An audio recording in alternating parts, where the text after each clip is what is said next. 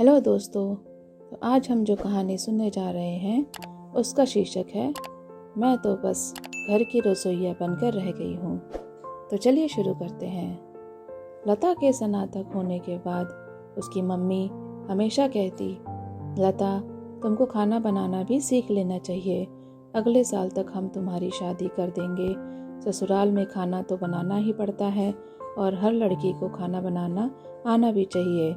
लता हंसकर टाल देती, छोड़ो मम्मी, आजकल खाना बनाने के लिए काफ़ी लोग मेड रख लेते हैं, काहे को परेशान होती रहती हो, जो होगा देखा जाएगा। लेकिन माँ के बार बार कहने पर उसने रसोई के काम में रुचि लेना शुरू की और कभी कभी यूट्यूब पर देखकर नई नई रेसिपी बनाने की कोशिश करने लगी। अगले साल किसी रिश्तेदार ने लता के लिए रिश्ता सुझाई। मम्मी पापा को भी पसंद आ गया और लता को भी। सबकी सहमति से अनिल के साथ लता की शादी हो गई। ससुराल का परिवार बड़ा था। अनिल के अलावा घर में सास ससुर, 2 देवर, 2 ननद तथा दादी सास थे। मायके में तो 2 बहनें और 1 भाई, मम्मी पापा, बस इतना ही परिवार था। मम्मी को एक बार लगा भी इतने बड़े परिवार में इतना काम होगा, लता नहीं कर पाएगी क्योंकि उसे घर में काम करने की आदत नहीं है। लेकिन जब बिचौलिए ने तसल्ली दी कि वह परिवार बहुत अच्छा है, सभी लोग बहुत सहयोगी और संस्कारवान हैं, आपकी बेटी को कोई तकलीफ नहीं होगी, तो वे मान गए। शादी के बाद कुछ दिन तो सास ने लता को काम करने नहीं दिया, फिर धीरे धीरे उसे घर के सब काम सिखाने लगी। उनके घर में सब्जी किस तरह की पसंद की जाती है, नमक, मिर्च, तेल, मसाले आदि का प्रयोग किस प्रकार करना है, यह सभी कुछ उसे अच्छे से समझाने लगी। ससुराल में स्वभाव सभी का अच्छा था। सास भी बहुत कुछ प्यार से समझाती थी और दोनों ननद देवर भी भाभी भाभी कहते नहीं थकते थे क्योंकि वह घर की बड़ी बहू थी। घर में साफ सफाई, बर्तन, कपड़े धोने के लिए तो काम वाली लगी हुई थी, लेकिन खाना खुद ही बनाया जाता था। सास का कहना था कि हमें खाना खुद ही बनाना चाहिए क्योंकि हम अपने परिवार के सदस्यों के लिए जब खाना बनाते हैं तो बहुत प्रेम से बनाते हैं, अच्छे भाव से बनाते हैं, जबकि काम वाली तो अपने तनाव परेशानी के भाव के साथ खाना बनाती है जिससे हमें नुकसान हो सकता है, हमारी मानसिक स्थिति पर उसका असर पड़ता है। पहले खाना बनाने का काम सास ही करती थी, अब धीरे धीरे उन्होंने खाना बनाने का काम लता के ऊपर डालना शुरू कर दिया। सास सवेरे का नाश्ता बनाकर रसोई से बाहर निकल जाती। दोपहर तथा रात का पूरा खाना बनाना लता की जिम्मेदारी हो गई। लता भी परिवार के सदस्य को खुश रखने के लिए ख्याल से खुशी खुशी काम करने लगी। दोनों नंदें तो अभी पढ़ाई में व्यस्त थी, इसीलिए वे तो रसोई के काम में जरा भी मदद नहीं करती थी। भाभी, आज तो मौसम बड़ा अच्छा ठंडा है और बारिश भी हो रही है, पकोड़े खाने का मन हो रहा है, चलो ना पकोड़े बनाकर खिलाओ। आपके हाथ के पकोड़े तो वैसे भी अभी तक हमने नहीं खाए, बड़ा देवर बोला। मुस्कुराते हुए लता पकोड़े बनाने में जुट गई और सचमुच उस दिन पकोड़े बहुत स्वादिष्ट बने। सभी ने जी भरकर खाए और लता की तारीफ भी की। भाभी, आज गाजर का हलवा बनाइए ना, अभी तो बहुत अच्छी गाजर आई हुई है, छोटी ननद बड़े लाड से बोली। अच्छी खासी मशक्कत करने के बाद गाजर का हलवा लता ने बनाया क्योंकि परिवार के सदस्य अधिक थे।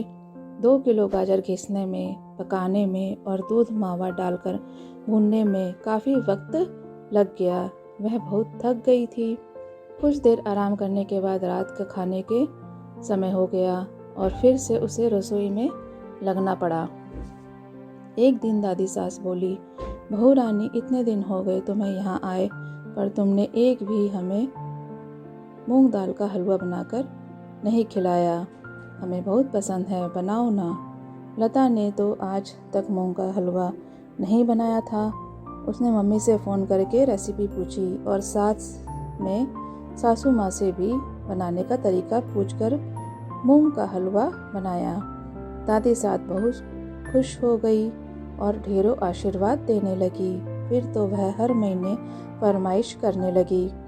इसी बीच लता का एक बच्चे की माँ भी बन गई, लेकिन रसोई की जिम्मेदारी, खाना बनाने की जिम्मेदारी वैसी की वैसी रही। जितनी देर वह रसोई में रहती, सास ससुर नंदे बच्चे को संभाल लेते, लेकिन रसोई में लता को मदद करने कोई भी नहीं जाता। अब धीरे धीरे लता भी काम के बोझ के कारण खींचने लगी। एक दो बार दबी जुबान से उसने अनिल से इस बात की शिकायत भी की कि उसका बहुत सारा समय रसोई में ही निकल जाता है। इतने बड़े परिवार के लिए एक बार में 25-30 रोटियां बनानी पड़ती है, साथ में दाल चावल सब्जी, यह सब 2 वक्त करना पड़ता है। आखिर वह भी इंसान है, थक जाती है, कोई मदद के लिए आगे नहीं आता। यह सब कब तक चलेगा?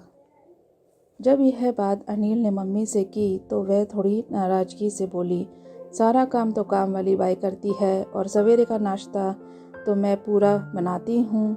केवल दिन भर में 2 वक्त का खाना बनाना होता है और क्या काम होता है घर में। इससे इतना भी नहीं होता तो बहू लाने का फ़ायदा क्या हुआ? कहने को तो केवल 2 वक्त का खाना बनाने की बात थी, लेकिन उसमें तैयारी करनी पड़ती है। सब्जियां काटना, मसाले काटना, पीसना, भूनना, इन सब में कितना वक्त लग जाता है। फिर रोटियां बनाने में भी कम से कम आधा पौन घंटा लग ही जाता है। परोसते समय भी किसी को प्याज कटे हुए चाहिए, किसी को पापड़ तला हुआ चाहिए, किसी को अचार चटनी चाहिए। यह सब भी तैयार करके टेबल पे रखना होता था। एक दिन अनिल ने लता से कहा, आज रात को हम लोग खाना खाने बाहर चलेंगे, तुम्हें भी आराम मिल जाएगा और कुछ बदलाव भी हो जाएगा। लता बहुत खुश हो गई। जब उसने सासू माँ से यह बात कही तो वे बोली, खाना खाने बाहर जाना है तो जाओ, लेकिन हम सबके लिए खाना बनाकर ही जाना। लता हैरान रह गई। अगर सबके लिए खाना बनाकर ही जाना है तो फिर वह अपने लिए भी बना लेगी, बाहर जाने का क्या फ़ायदा हुआ? उसका सारा उत्साह ठंडा पड़ गया। मन मारकर वह खाना बनाने में जुट गई। शाम को जब अनिल आया तो वह तैयार नहीं थी। उसने पूछा, मैंने तो सवेरे ही कहा था बाहर खाना खाने चलेंगे और तुम अभी तक तैयार नहीं हो। लता ने जब सारी बात बताई तो अनिल को भी बुरा लगा, लेकिन उस समय उसने कुछ नहीं कहा, पर मन में निश्चय कर लिया कि इस बारे में वह माँ से अवश्य बात करेगा। एक दिन लता के पूरे शरीर में दर्द हो रहा था और हल्का सा बुखार भी महसूस हो रहा था। वह दोपहर को खाना बनाने रसोई में नहीं आई तो सासू माँ ने जाकर पूछा, क्या बात है, आज खाना नहीं बनेगा? मम्मी जी, आज तबीयत ठीक नहीं है, आप ही बना लीजिए, मेरी हिम्मत नहीं हो रही है। बहू, यह छोटे मोटे दर्द तो शरीर के साथ लगे ही रहते हैं। एक दर्द निवारक गोली खा लो, इसका मतलब यह तो नहीं कि खाना नहीं बनेगा। चलो मैं साथ में थोड़ी मदद कर देती हूँ। लता को बहुत बुरा लगा, लेकिन कभी सास के सामने जवाब नहीं देती थी, इसलिए चुप हो गई और ऐसी हालत में ही सास के साथ मिलकर खाना बनाने लगी। रात को जब अनिल ने उसकी तबीयत के बारे में पूछा तो उसका आक्रोश फट पड़ा। आप लोगों ने तो मुझे घर की रसोइया बनाकर रख दिया है। सवेरे से रात तक सारा समय किचन में ही लगी रहती हूँ। कभी किसी को चाय चाहिए, कभी किसी को पकोड़े, तो किसी को और कोई स्वादिष्ट व्यंजन। नई नई फरमाइशें करते रहते हैं।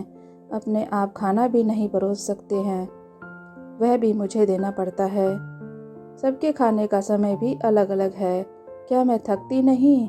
मैं भी हाड़ मांस से बना हुआ शरीर हूँ, कोई मशीन तो नहीं। सवेरे से शाम तक कितने घंटे मेरे रसोई में ही बीत जाते हैं। कभी आप लोगों ने जानने की कोशिश की है क्या खाना बनाने और रसोई संभालने के अलावा मेरे जीवन में और कोई काम नहीं? मैं तो मन भर के अपने बच्चों के साथ भी समय नहीं बिता सकती। क्या मेरी ज़िंदगी ऐसे ही बीतेगी? बात अनिल को समझ में आ गई। वह तुरंत माँ के पास गया और अपने हिसाब से उन्हें समझाया। अगले दिन दोपहर को लता की सास बोली, बहू, दोपहर को क्या सब्जी बनानी है? मुझे दे दो, मैं काट के मसाला तैयार कर देती हूँ। रात को दोनों बहनें मिलकर दाल चावल बना लेंगी। बाकी सब्जी और रोटी तुम बना लेना। सुनकर लता ने राहत की सांस ली। अच्छा हुआ समय रहते ही समस्या के बारे में पति को कहा और उन्होंने समझकर पूरी परिस्थिति को संभाल लिया। उसने दिल से अनिल का धन्यवाद किया। तो दोस्तों, आपको मेरी ये कहानी कैसी लगी? अगर पसंद आई हो तो अपनी राय अवश्य दें और इसे लाइक, कमेंट और शेयर अवश्य करें। धन्यवाद।